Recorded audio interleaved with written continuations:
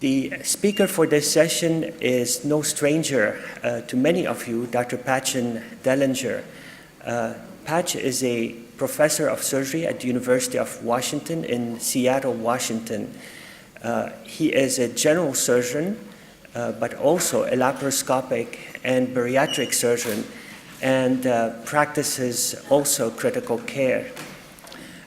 Dr. Dellinger has many interests. One of them is safety in surgery, and he was very instrumental in developing the WHO checklist, which was done in 8 hospitals around the world. And then he was also very instrumental in moving that checklist to all the hospitals within the state of Washington. Now, one of his career interests is surgical infections, and he has worked and has been the lead author on many of the articles on intra-abdominal infections, sepsis, surgical preventions, and new antimicrobial agents. One of his main interests is surgical site infection, and that's the topic of his presentation today, the Holy Grail of surgical site infection prevention. Dr. Patch Dellinger.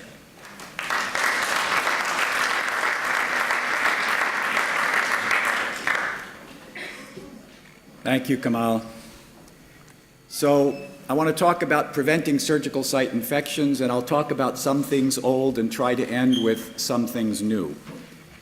And when we begin our medical training, we learn that in caring for the critically ill patient, it's most important to pay attention to airway, breathing, and circulation, and we learn ABC.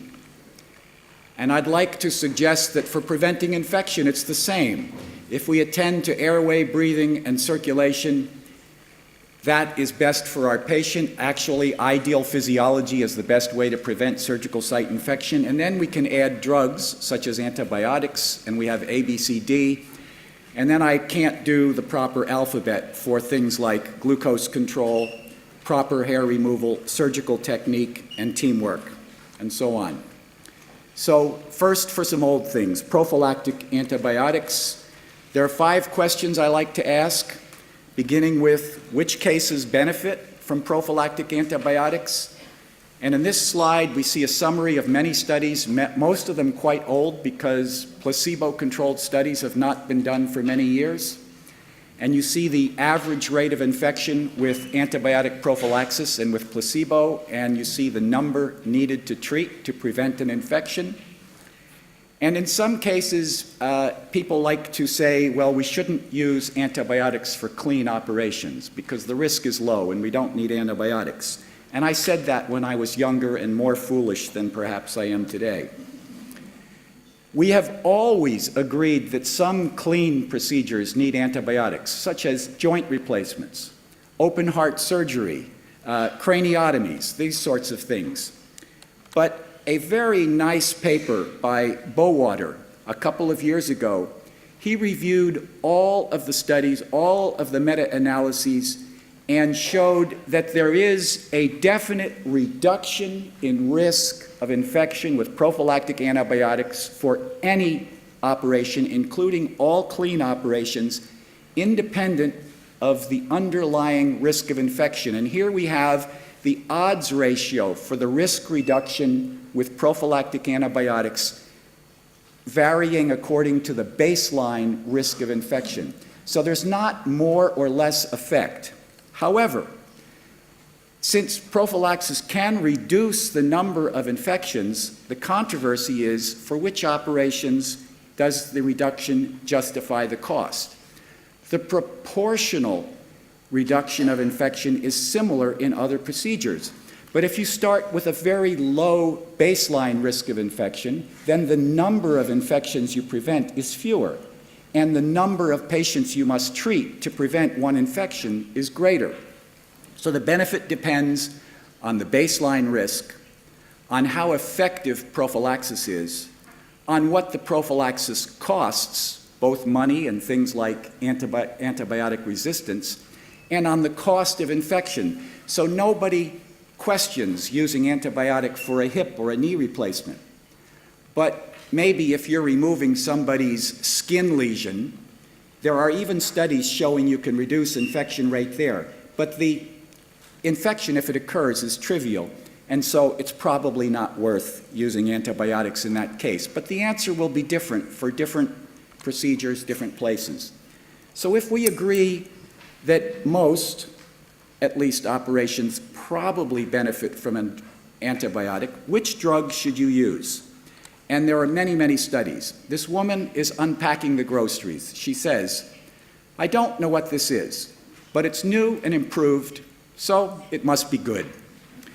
And that was the way for many years with antibiotics. And every new drug for many years would get tested for prophylaxis. I'm putting up here my choices. This does not have to be your choice. But I ask the question, am I going to see anaerobes? If so, I give cefazolin plus metronidazole. If I'm not going to see anaerobes, cefazolin alone. Well, that can't be everything. So maybe you don't have cefazolin. So another first or second generation cephalosporin, or even a semi-synthetic penicillin, except that here you lose the gram-negative activity you might get with cefazolin. And there are other alternatives as well when you expect anaerobes and bowel bacteria. And then there are some special cases.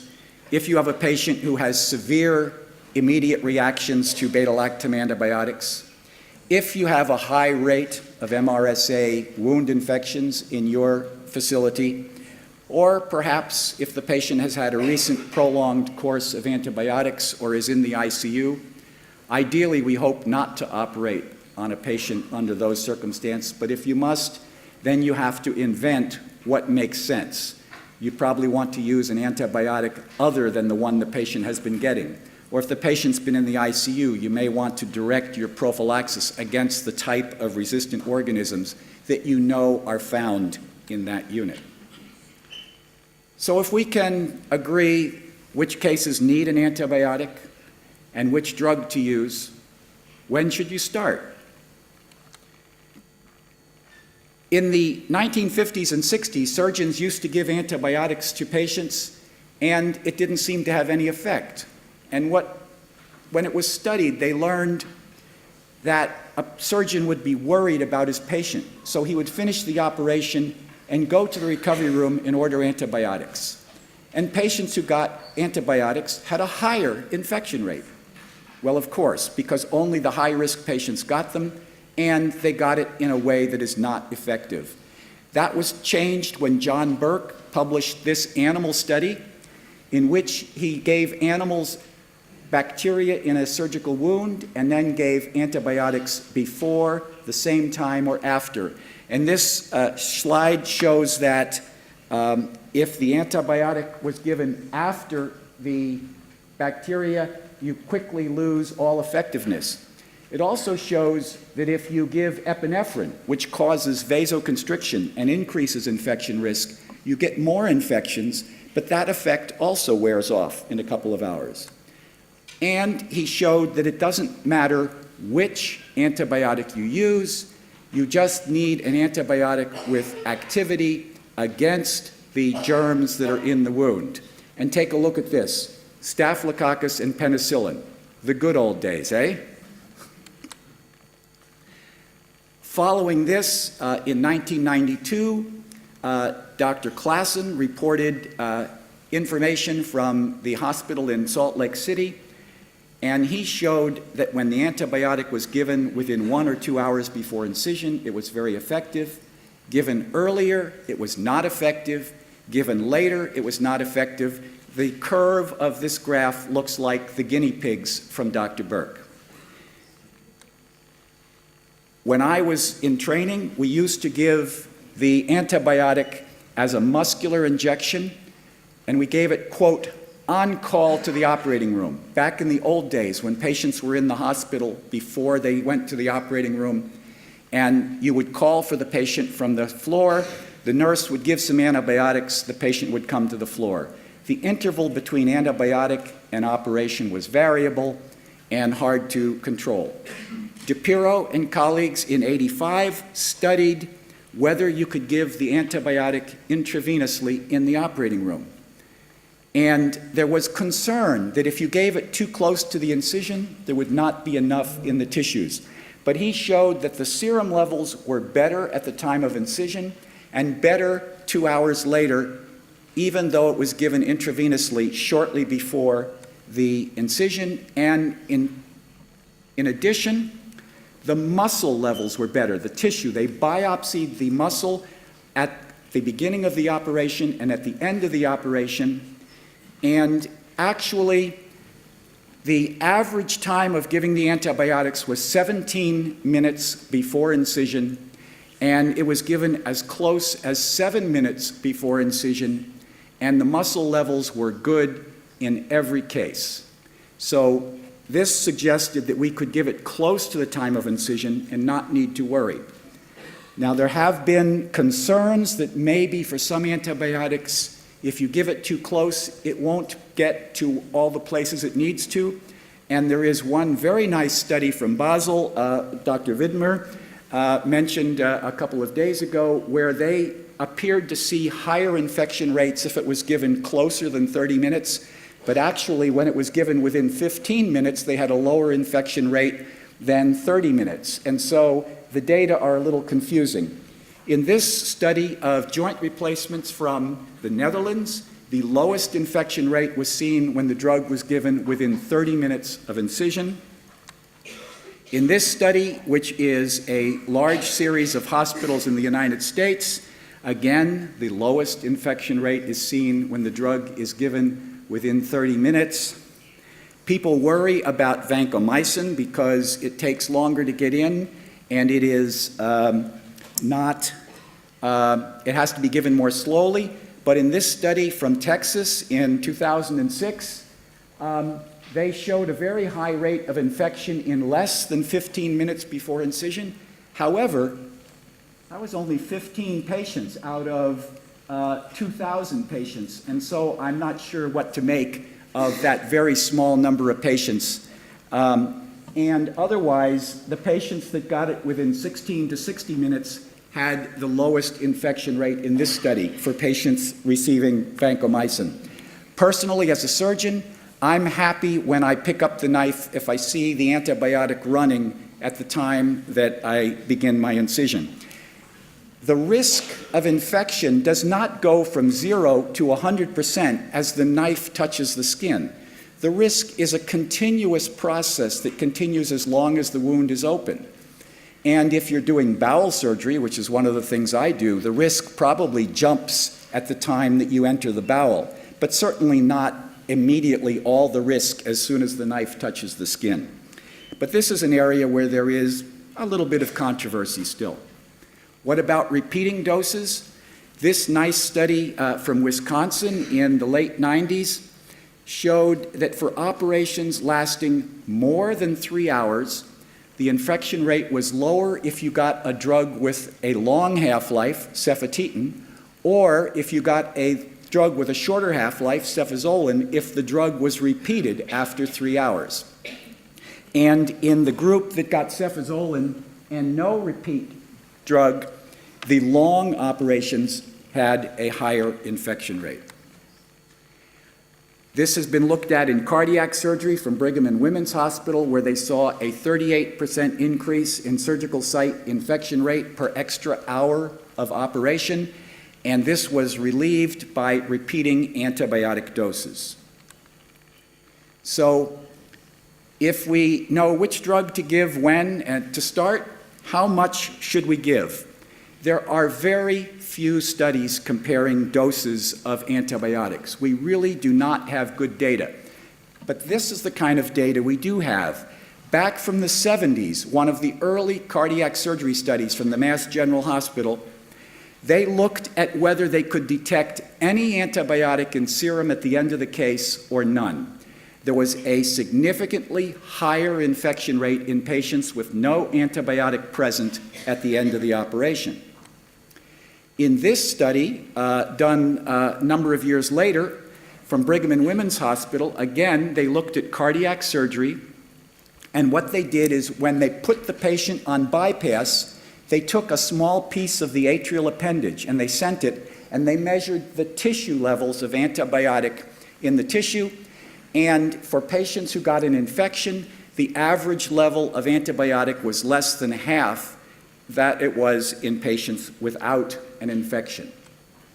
In this study of colectomies done in Vancouver, British Columbia, the patients received gentamicin and metronidazole, and they were comparing two different dosing schedules for gentamicin.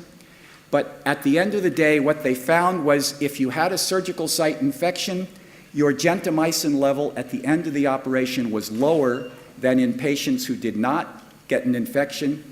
And if your gentamicin level was less than 1/2 milligram per liter at the end of the operation, you had an 80% risk of surgical site infection. So what do we learn?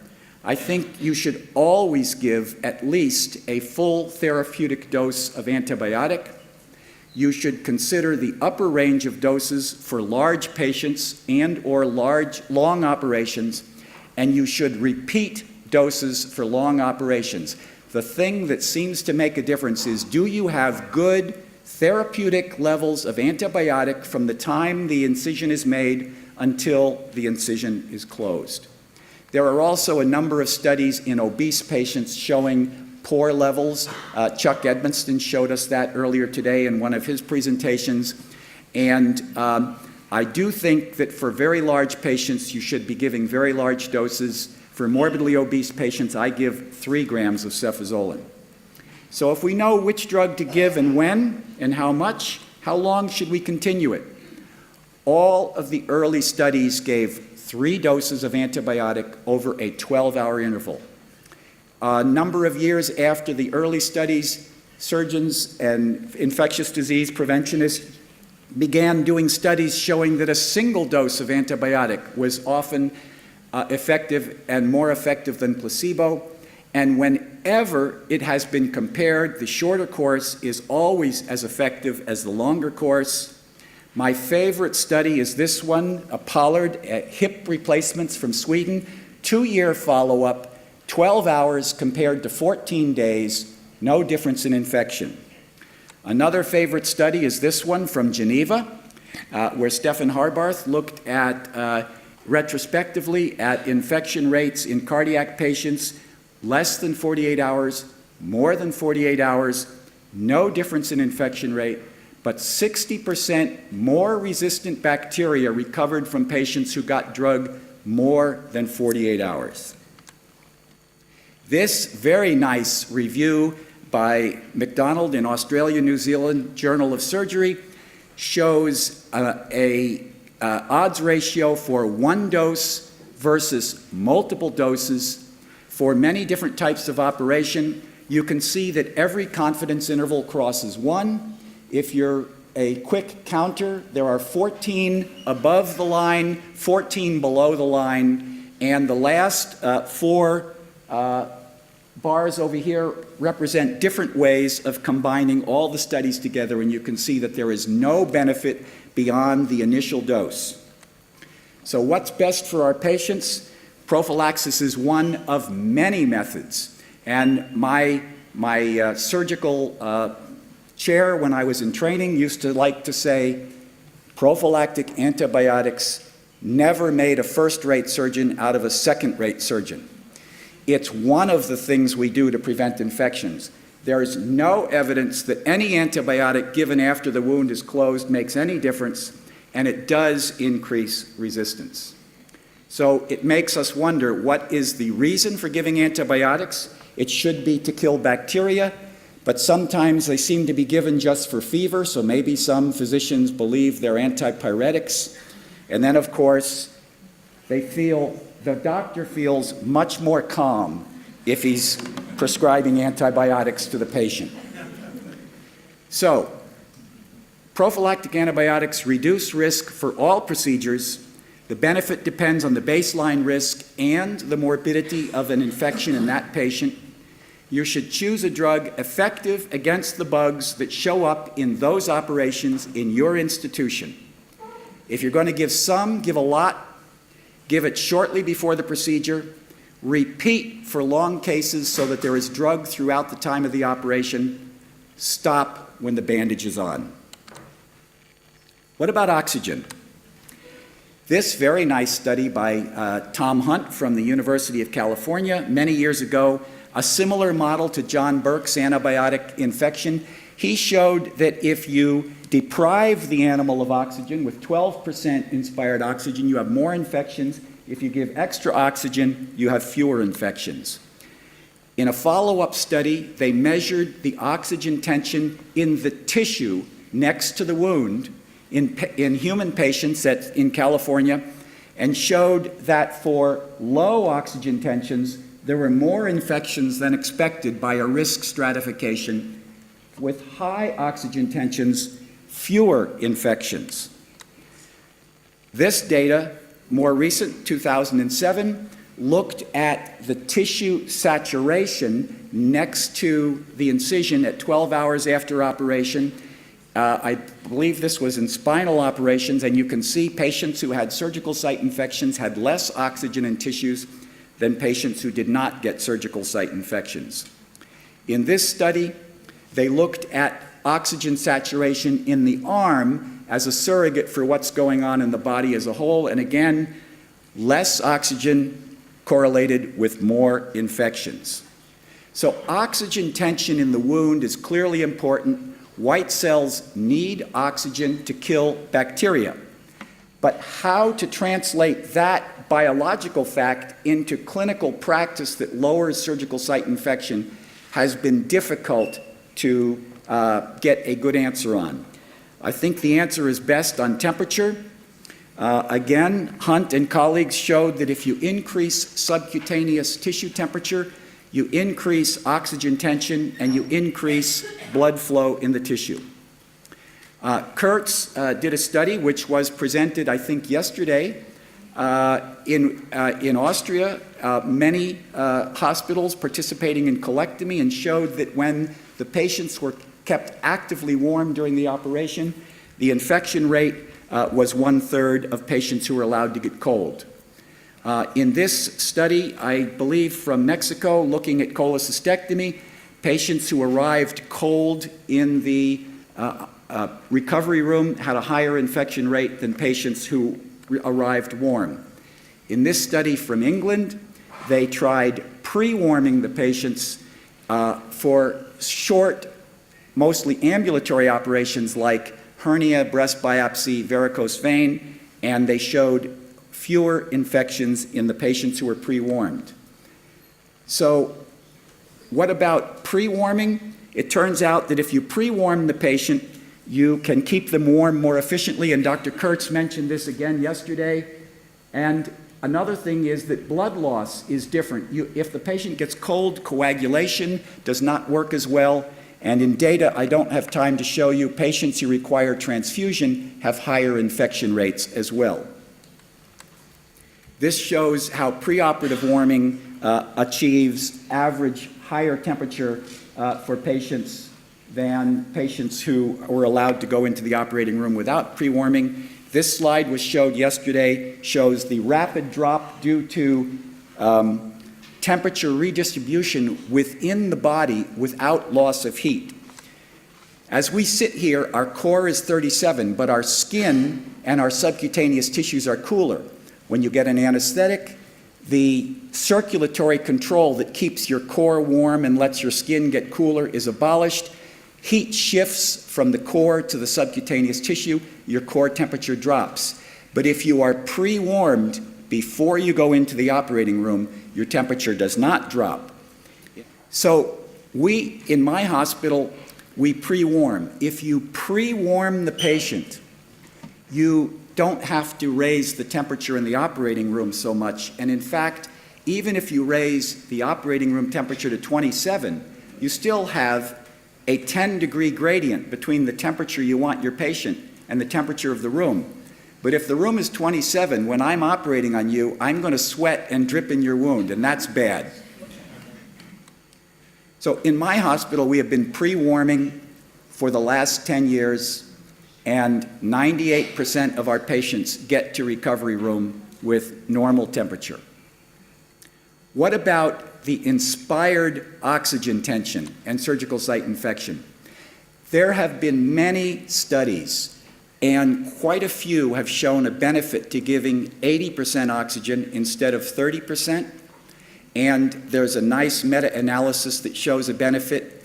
And then as soon as that was done, this lovely study from Denmark came out where they randomized patients to 80% or 30%, and the bottom line is the surgical site infection rate was not different. But one of the complaints about giving high oxygen is, won't this lead to problems with the lungs, with atelectasis or other problems, toxicity? There is no increase in toxicity or respiratory problems with higher inspired oxygen tensions. And in this study, they didn't control as well as they might have things like prophylactic antibiotics, like fluid resuscitation and keeping the patients warm. And so I tell my anesthesiologists, let's give 80% oxygen. I don't think it's any kind of magic, but it's very cheap. I've been told that oxygen is cheaper than tap water in our hospital. And it doesn't hurt the patient, and if other things are good, it may help the patient. There are many other things that control oxygen in the wound. How many fluids are given, how much bleeding there is, what kind of pain control you're giving the patient. So it's a very complicated matter, which is why I say we don't yet know the best way to achieve high oxygen level in the wound. I would like to do a study where the oxygen level in the wound is measured during the operation and in the recovery room, and the anesthetic management is guided by the oxygen levels in the wound. But that study has not yet been done. What about glucose? Yesterday we heard a very good talk about glucose control in the intensive care unit. I became interested when I reviewed this paper in 2001. This is from Vanderbilt University. They looked at glucose levels in cardiac surgery patients, and you can see that increasing amounts of glucose were associated with increasing infection rate. But what caught my attention about this article is that 47% of the patients with high blood sugar were not diabetic. Now, there were more patients who were not diabetic, and in fact, almost half of the diabetics got high blood sugars, and only 1 out of 8 of the non-diabetics got high blood sugar. But if you had a high blood sugar above 200, your risk of infection was double. Didn't matter whether you were diabetic or not diabetic. If your glucose went above 200, your infection risk was double. Well, is that just one study? Here's a study from Portland, Oregon. Same kind of thing. More infection rates with high glucose. In this hospital, they worked very hard by using continuous insulin, intravenous insulin for their patients to try to control blood sugar in their diabetics. And over a period of 6 years, they brought the infection rate of, this is the diabetics, this is non-diabetics, they brought the infection rate of diabetics down equal and then lower than their non-diabetics. And they also brought down the mortality rate in their diabetic patients to be equal to their non-diabetic patients. Does this just apply to heart surgery? If you are in the US, you know that the government has suggested that cardiac patients should have a controlled blood glucose. They don't say anything about other operations. Well, here's, I think this was the Netherlands again, or here's endovascular surgery, higher infection rate with higher glucose levels. So maybe it's just heart and vascular operations. Whoops, here is general surgery from the Brigham and Women's Hospital in Boston. If your blood sugar level goes above 180, you have twice the risk of an infection after operation. Here's an article from Mexico, mastectomy. You have a higher risk of infection if you're over 50, if you're getting chemotherapy, and a higher risk of infection if your blood sugar went above 150 at the time of your mastectomy. Whoops, here's another general surgery article. Again, increasing risk of infection with increasing blood sugar levels. Here's another patient, I think this one is out of Georgia. They looked at mortality after operation in non-cardiac operations. These are the non-diabetic patients. If your glucose goes above 250, you have a much increased risk of dying within 30 days. In fact, if you're not diabetic and your blood sugar goes up, your risk of dying is greater than if you're a diabetic. This is the only randomized prospective study that I'm aware of looking at blood sugar in surgical patients. And they looked at getting a dose of long-acting basal insulin followed by boluses as needed to try to control blood sugar versus simply getting sliding scale insulin of short-acting insulin. And you can see that they had better control of glucose with the basal bolus rate, and they had fewer wound infections and fewer complications with better control of glucose.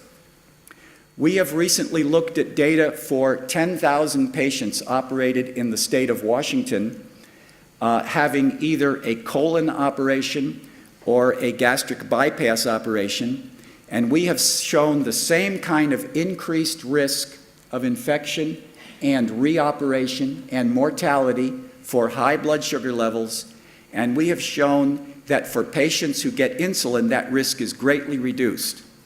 And in addition, we found that 30% of all the patients in the state of Washington with high blood sugar levels were not diabetic. This is not a problem only for diabetic patients. I think that every patient who's going to have an operation should have blood sugar measured before operation, the way we measure blood pressure, pulse, temperature, and oxygen levels for every patient before we do our operation. Now, the exact best level of glucose in the perioperative period is not known. There is no question that high glucose levels increase risk of infection, increase risk of death. But it is a time of stress. The stress of the operation sends the glucose up. It's hard to get good control. And if you make the patient severely hypoglycemic, that is also dangerous. And there have been papers showing that, and this was discussed for ICU patients as well yesterday. So this is an area that still needs a lot more research. Not research showing that high glucose is bad, but research figuring out the best way to control it and monitor it in the perioperative period. One of the things that is clear in the details of the data that I have not tried to go into today is that while most of the things we do that affect infection risk happen right in the operating room, with blood sugar, it's clear that there is a risk that continues for at least 2 days after the operation. High blood sugar 2 days after the operation increases the risk of infection. What about surgical technique? Every surgeon will tell you technique is important. How do we measure surgical technique? Well, look at how I do it. I have perfect technique. That's what an experienced surgeon will probably tell you. We agree that there should be minimal tissue trauma, minimal blood loss, minimal foreign bodies, short operating time, if you can do that without sacrificing the things above. But how do we measure this? There's a small number of papers that give us a clue. This is the first widely distributed paper demonstrating the effectiveness of prophylactic antibiotics compared to placebo. Dr. Polk in this paper looked at the number of bacteria in the wound at the end of the operation, the risk of infection. Here is a wound with a hematocrit greater than 8%. Let's say less than ideal hemostasis, more bleeding than ideal. The same number of bacteria causes more infection than a wound without blood in it. So good hemostasis, controlling bleeding, appears to be helpful. This is the last study ever done in colectomies comparing antibiotic with placebo. And of course, the antibiotic group had a lower infection rate. But also, they recorded, was there gross spill of feces during the operation? Remarkable. If there was contamination, the infection rate was much higher. In fact, if you got an antibiotic and contamination, it was about the same as no contamination and getting placebo. You were always better off with antibiotic. You were always better off not having gross contamination. So maybe that is a measure of surgical technique. A more interesting study was this one from Norway just 2 years ago. They compared technique for closing a midline laparotomy. And they compared having long stitches a centimeter back from the wound or short stitches close together, about a half a centimeter back from the wound. And what they showed was there were fewer hernias and fewer infections in a randomized prospective, I guess it's single-blind study. The patient didn't know the size of the stitch, the surgeon did, but the person counting hernias and counting infections did not know the size of the stitch. So 2 out of 3 were blinded. At any rate, this is very interesting. Small stitches close together, fewer hernias, fewer infections than large stitches. I have to tell you, I read this article and I changed my surgical practice that month. How about something new? Teamwork, communication, discipline. This paper sent a group of observers to the operating room, and they observed whether the operative team engaged in briefing, whether they shared information, whether they appeared to be vigilant during the operation. In operations with a poor behavior index, there was 5 times the risk of complication, including infections. We participated in the development of the WHO checklist, as Kamala said, and we've been adapting the WHO checklist. This is the checklist I currently use, everyone in my hospital uses. We begin by introducing each person in the room so everyone knows who the other people are and what they do. We ask for questions or concerns from any team member and invite them to speak up at any time in the procedure to improve teamwork. We ask the nursing team for their information, the anesthesia team. We check on antibiotic prophylaxis. We make sure the patient is being warmed. We make sure the glucose has been checked. We talk about our redosing plan for antibiotics. We give the antibiotic 3 hours after the dose, not 3 hours after the beginning of the operation, but 3 hours after the first dose. And when we ask if the antibiotic was given, I ask the anesthesiologist, when was it given? He says it was given at 10 minutes to 8. I say, okay, at 10 minutes to 11, we give another dose if we're still operating. At the end of the operation, we ask how everything went, what could have been done better, do we need an improvement plan? We work on our teamwork in the OR. In the study of the WHO checklist, we saw almost half the number of infections in the group that had the checklist. And one of the criticisms we got at the time, they said, well, you know, the checklist was done in 4 developed places like England, Canada, United States, New Zealand, and then 4 developing countries. So some skeptics, they said to me, oh, the benefits probably came from the developing countries. But I can tell you it came from every hospital, in every place. But look at this paper. This is from the Netherlands. Is that a developing country? I think not. They published this paper just last year. And once again, reduction in infection rates with the employment of a very comprehensive checklist, actually much more comprehensive than the WHO checklist.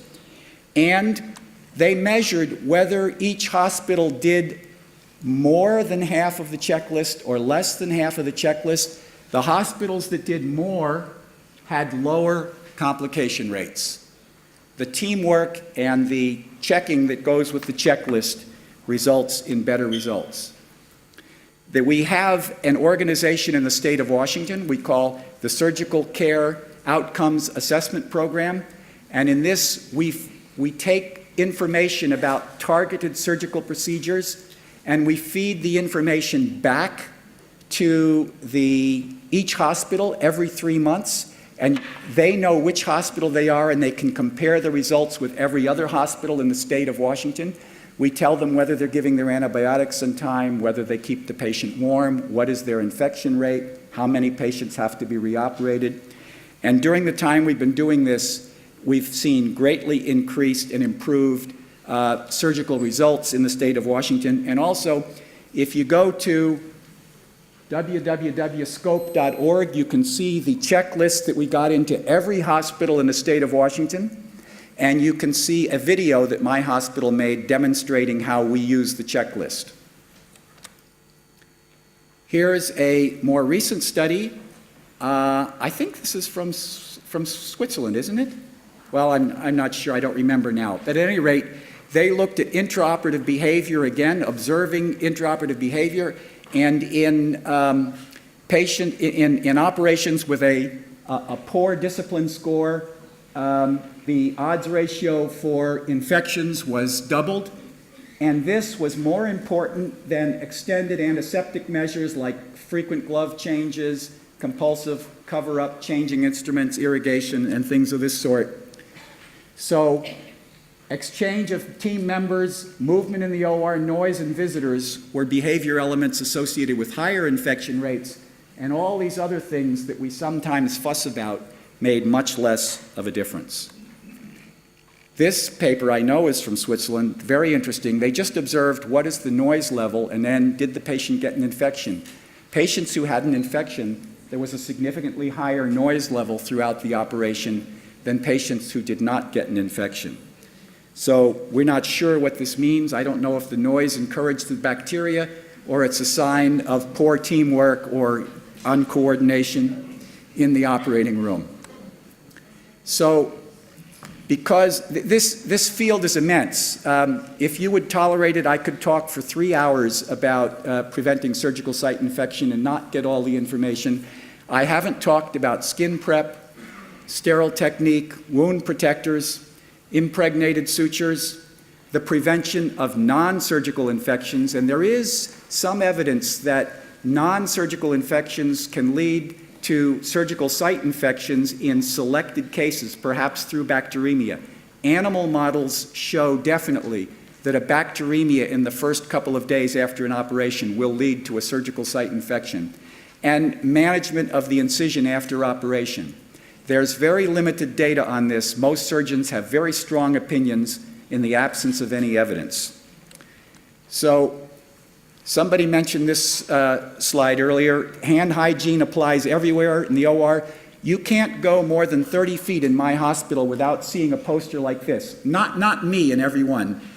All the surgeons and the residents and the nurses and the floor cleaners and the chief executive of our hospital have posters like this. Ask me if I've cleaned my hands. And I'm happy to share my slides. I hear maybe they'll be on the website. If not, if you send a request, I'm happy to do that. And I want to remind you that there's the repack's opening ceremony follows immediately after this. And so I urge you all to stay for that. And if there's time, maybe for 1 or 2 questions. Yeah. Munoz Price, University of Miami. I have 2 questions for you. If you could please elaborate on neurosurgical site infections, especially prevention using chlorhexidine within 24 hours of the surgery and chlorhexidine as a skin disinfectant? And the second question is, what is the role of the anesthesiologist's compliance with hand hygiene or lack of compliance with hand hygiene during the operation and surgical site infections? So the first in question was about skin preparation for neurosurgical patients. Exactly.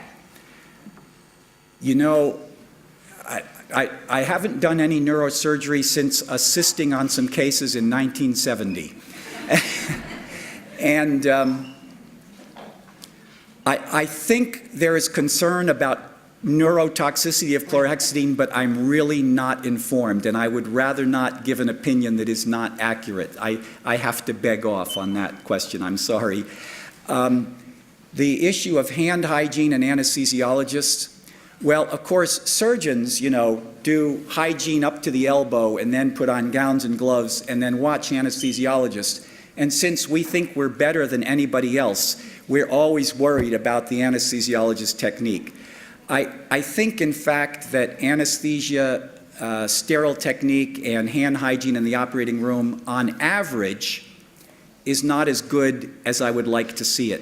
And in my hospital, actually, we have a surgical infection prevention committee, and we have representatives from anesthesia and every surgical specialty and nursing and infection control and central supply, and we are just beginning a project to have observation of hand hygiene in the operating room and try to come to an understanding of what proper hand hygiene behavior for anesthesiologists and everyone else would be, and then we're going to have a campaign.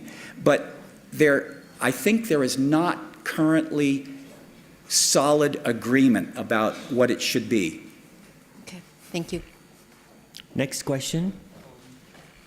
Ángel Asensio from Hospital Puerta de Hierro, Madrid, Spain. Thank you very much, Dr. Dellinger, for your comprehensive talk. And I have a question. In our hospital, sometimes the surgeons argue to prolong the antibiotic prophylaxis, the trains they left in place for more than 48 hours, sometimes for joint replacement. So what do you think about this aspect? Could it be an exception to prolong the prophylaxis or really not? I think if you want to breed resistant bacteria on your patients, you should continue antibiotics forever. I am aware of no evidence that continuing antibiotics after the operation is over does any good. And earlier in this meeting, someone mentioned a paper coming out, I think, next month in Annals of Surgery. It's a review of cardiac surgery that suggests that 48 hours is better. But in fact, I think there are serious problems with that paper, and I'm getting ready to write a letter to the editor about it. And I'm getting the high sign from the back of the room from the boss that this session is done. Okay.